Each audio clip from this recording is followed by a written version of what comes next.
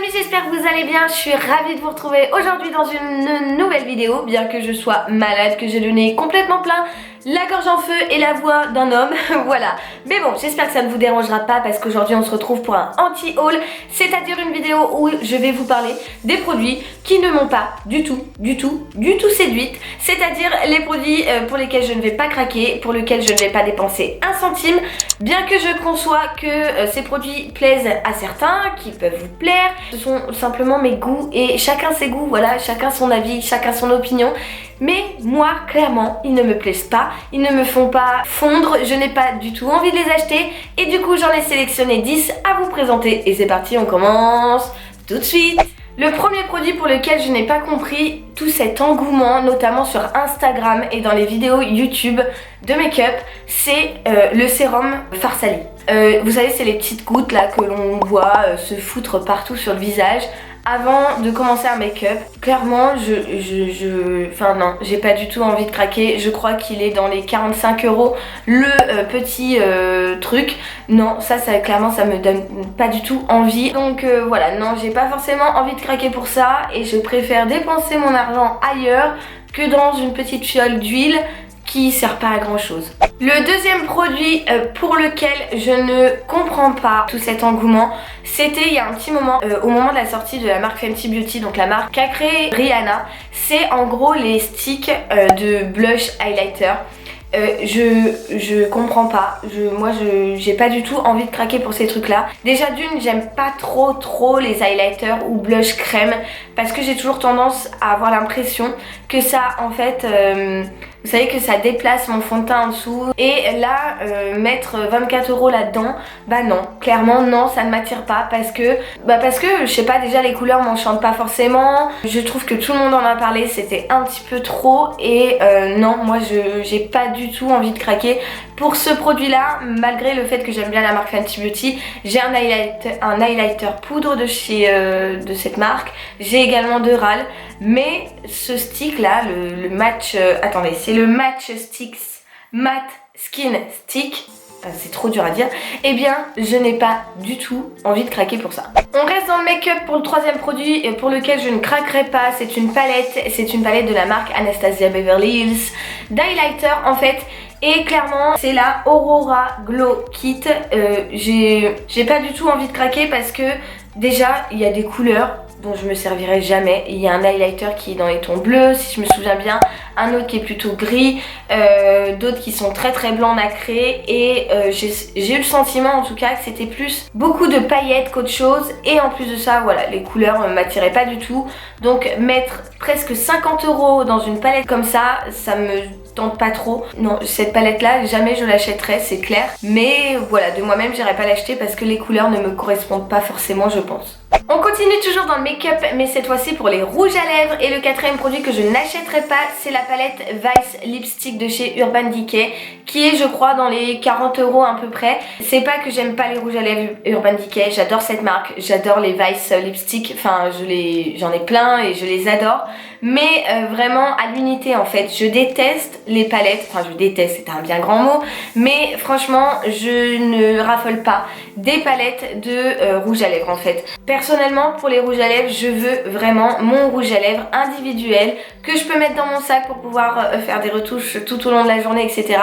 Et voilà, c'est pas du tout quelque chose qui m'attire, quelque chose qui me donne envie, bien que je sais que ces rouges à lèvres sont géniaux, mais je préfère les avoir en fait en version individuelle que eh bien sous forme de palette, parce que pour moi, pour le côté pratique, c'est pas génial. Le cinquième produit cette fois-ci, c'est un masque et je pense que vous en avez beaucoup entendu parler, notamment sur YouTube parce qu'il y a eu beaucoup en fait de crash tests. C'est le masque le plus douloureux du monde. Alors je n'ai jamais compris cet engouement pour ce masque. C'est le Heal Pore de Elizaveka, je crois, qui coûte une dizaine de dollars sur Amazon. J'avais regardé un petit peu par curiosité et en fait, clairement, je comprends pas pourquoi les gens achètent des choses pour se faire mal et qui en plus, qui donnent pas un résultat extraordinaire. Enfin, clairement, déjà je suis pas une grande fan des masques peel-off, j'en fais de temps en temps. Si d'ailleurs vous avez vu mon crash test sur le masque Glam Glow Power Rangers, eh bien je vous le mettrai juste ici. Non, franchement je suis pas fan et je n'irai jamais acheter ça parce que je comprends pas le principe de se faire un masque pour avoir mal. Enfin pour moi le masque c'est vraiment synonyme de détente, de relaxation, de bien-être, ce genre d'ambiance, voilà, on rêvasse, on est bien, on se détend, etc. Et c'est clairement pas le moment où on a envie de s'arracher la tronche avec un masque pour voilà, pour raffermir les pores, etc. Enfin moi ça m'attire pas du tout. Et ça c'est clair, croyez-moi que je ne l'achèterai, mais alors jamais. Un truc aussi dont j'ai entendu parler tout récemment en fait, c'est la Glow Cup visage. C'est un peu le même principe que la Cellu Cup. Et en fait j'ai découvert ça pour le visage. Vous avez deux formats, un plus large et un plus fin en fait, pour vraiment le contour des yeux, et un plus large pour le reste du visage. Et vous êtes censé vous ventouser la tronche pour raffermir la peau. Mais alors clairement, non quoi. Non, c'est le même principe que le masque. J'ai pas envie de faire un truc où ça va m'aspirer le visage, la peau du visage. C'est non quoi. Alors ça coûte peut-être que 20 € et ça a peut-être des effets miracles. Mais personnellement, je préfère des bonnes crèmes, des bons petits masques cocooning plutôt que de me ventouser le visage quoi, je sais pas, je comprends pas trop le principe. Et non, ça clairement je tomberai pas dans le panneau parce que c'est pas un truc pour moi, je pense vraiment pas. Une nouveauté aussi que j'ai découvert bien récemment, alors je dis une nouveauté, peut-être que c'est sorti depuis longtemps, en tout cas moi j'ai découvert là tout dernièrement. C'est en fait un eyeliner roll-on de chez Revlon. C'est-à-dire qu'en fait vous avez en gros comme une roulette à pizza quoi, pour découper la pizza, pour vous faire un eyeliner. Alors je suis pas fan du tout et j'ai clairement pas trop envie de tester, ou alors pas du tout, parce que quand je me fais mon eyeliner, moi c'est feutre ou pinceau et certainement pas une roulette comme ça. Enfin j'ai du mal à me dire que ça peut être vraiment très précis. En plus de ça je trouve ça un peu barbare le principe. Donc clairement c'est pas un truc pour moi, je pense pas craquer pour ce genre de produit de make-up. Je préfère investir dans un eyeliner feutre ou pinceau, mais je mettrai pas 11 € dans une roulette à pizza pour me faire un trait d'eyeliner. On termine donc avec le dernier produit beauté, make-up, etc. Alors ça, clairement ça les gars, c'est un truc que j'ai vu, mais partout sur Instagram, partout sur Facebook, voilà, sur tous les réseaux sociaux possibles. C'est en fait, vous avez l'accessoire Full Lips.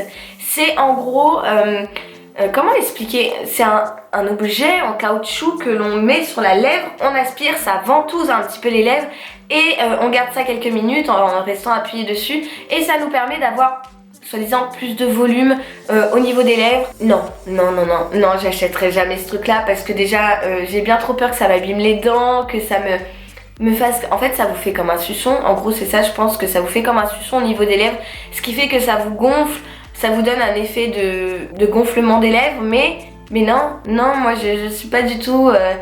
je suis pas du tout là-dedans. En plus de ça, je trouve que mes lèvres naturelles sont plutôt pas trop mal. Enfin, j'aime bien mes lèvres et j'ai pas forcément envie de les gonfler. Alors si en plus c'est pour ça doit faire mal. Enfin, je sais pas, j'imagine aspirer ce truc en caoutchouc et puis le garder à un certain moment. Enfin voilà, en plus le résultat je suppose n'est pas super long, ça doit être un peu instantané, durer peut-être 1 heure grand max, mais après au bout d'un moment ça doit s'estomper puisque la circulation sanguine doit se remettre en route et puis voilà, ça doit bien se remettre, enfin je sais pas, je comprends pas le principe, tout cet engouement qu'il y a eu là-dessus, vraiment j'étais là, je me disais mais les gens sont bizarres quand même dans leur tête. En tout cas c'est clair que non, j'achèterai pas ce truc là. Pour changer un petit peu de make-up et terminer avec les 2 derniers produits, j'ai décidé de vous choisir des choses par rapport à la mode en fait, à la tendance voilà, vêtements, accessoires, etc. du moment. Et autant vous dire que les créateurs partent des fois dans des délires un petit peu... voilà quoi, c'est compliqué à comprendre, c'est compliqué à suivre et c'est compliqué d'aimer. Oui, croyez-moi, il y a des choses, j'ai vu des tendances là pour l'été, je me suis dit mais c'est-à-dire que c'est comment quoi, enfin bref. Et la première chose que j'ai sélectionnée, c'est des chaussures. Alors j'ai vu ça clairement, mais partout, sur tous les sites, dans tous les magasins, partout, c'est en fait des... Alors je conçois que ça plaise à certains, hein, mais c'est en fait des sandales et compensées en fait, mais vous avez bien souvent en règle générale, les sandales compensées que l'on connaît, les nu-pieds compensés. Vous avez le compensé qui commence d'une certaine hauteur et puis ça grandit au fur et à mesure vers le talon. Et là en fait c'est-à-dire que vous avez le talon égal partout en fait, au niveau des orteils et au niveau des pieds. Et je trouve que ça fait moche. Enfin, franchement, je suis, mais alors pas fan du tout. Et ça, c'est clair que je n'achèterai pas ce genre de chaussures parce que ça ne me ressemble pas. C'est pas du tout mon style et ça me tente pas du tout. Et j'aime pas. Voilà, j'aime pas du tout. Donc non, même si c'est mode et même si tout le monde en a cet été, même si c'est très tendance, que voilà, que c'est très en vogue, eh bien ça sera pas pour Lulu, hein, croyez-moi, ça sera pas pour moi. Vous verrez pas mes petits petons là-dedans. Hein. Et on termine par un objet qui m'a fait beaucoup rire et qui m'a remémoré de très bons souvenirs, puisque dans les années 90 nous portions beaucoup de bananes. Si vous êtes issu de la génération 90 comme moi, eh bien au début des années 2000, donc au début de notre adolescence, la banane Lacoste était très tendance. Et cette année, je crois qu'il me semble que c'est Gucci qui a lancé ça. C'est le sac banane, c'est-à-dire que vous avez un sac à main, ça ressemble à une petite besace en fait, mais en banane. Alors là, c'était bien dans les années 2000, c'était très bien, c'était voilà, on kiffait, c'était, on les portait même comme ça sur le côté et tout, mais c'est-à-dire qu'en 2018, je me vois très mal avoir une banane au niveau de la taille. Non, clairement, c'est pas du tout pour moi. Je n'investirai pas là-dedans parce que pour moi c'est dépassé, bien que je sais que la mode un petit peu old school revient, la mode des années 90, et que c'est très tendance ces derniers temps. Moi la première j'adore parce que ça, voilà, je retrouve des vêtements que je portais quand j'étais beaucoup plus jeune, quand j'étais petite et tout, mais la banane, c'est-à-dire que je vais la laisser au placard et que je n'irai certainement pas en acheter une nouvelle. Voilà les amis, c'est à peu près tout pour les produits, en tout cas les 10 produits principaux que je ne souhaite surtout pas acheter parce que, voilà, parce que ça me correspond pas, parce que ça me plaît pas, parce que j'en ai pas l'envie, parce que j'ai pas cédé à la tentation et tout ça. Voilà, moi ça ne me dit pas. Après je conçois très bien que vous, il y ait certains produits que vous aimiez et que vous ayez envie d'acheter. Chacun ses goûts après tout. J'espère que cette vidéo vous a plu. Si c'est le cas, n'hésitez pas à la liker. Je vous invite aussi à vous abonner à ma chaîne en cliquant juste là si ce n'est toujours pas fait, et à regarder ma vidéo de la semaine dernière si vous l'avez ratée en cliquant juste là. C'est aussi simple que ça. En attendant, eh bien je vous envoie plein de gros bisous et je vous dis à mercredi prochain. Ciao ciao.